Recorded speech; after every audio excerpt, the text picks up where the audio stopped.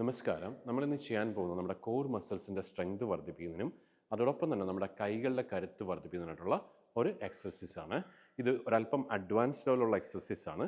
അപ്പോൾ അതുകൊണ്ട് തന്നെ നിങ്ങൾ ലൂസ്നി എക്സസൈസും അതുപോലെ തന്നെ വാമപ്പ് എക്സസൈസ് ചെയ്ത് കഴിഞ്ഞിട്ട് ഇത് ചെയ്യാവുള്ളൂ. ഒരിക്കലും ഇത് ഡയറക്റ്റ് കയറി ചെയ്യരുത്. ഓക്കെ, അപ്പോൾ നിങ്ങളുടെ ആദ്യത്തെ ദിവസം ഒരുപക്ഷെ നിങ്ങൾക്കിത് 5 തവണയോ അല്ലെങ്കിൽ 10 തവണയോ ചെയ്യാൻ പറ്റുള്ളൂ ഒരുപക്ഷെ.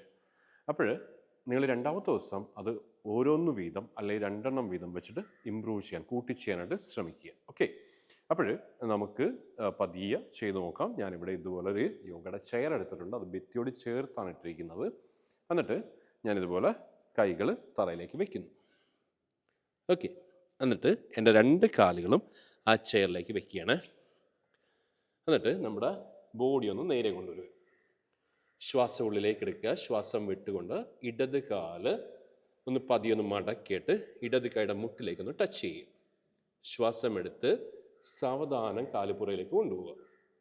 ദെൻ അതുപോലെ തന്നെ വലത് കാലിൻ്റെ മുട്ട് ശ്വാസം വിട്ടുകൊണ്ട് മടക്കി ടച്ച് ചെയ്യുന്നു. വലത് കൈയുടെ എൽബോയിലേക്ക് ശ്വാസം എടുത്ത് നേരെ വരുന്നു.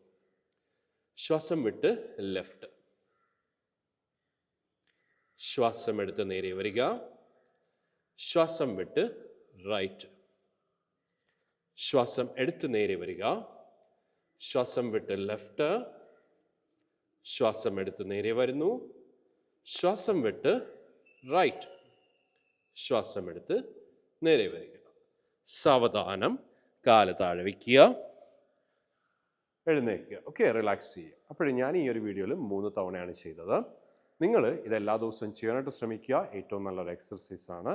അപ്പോൾ താങ്ക് യു.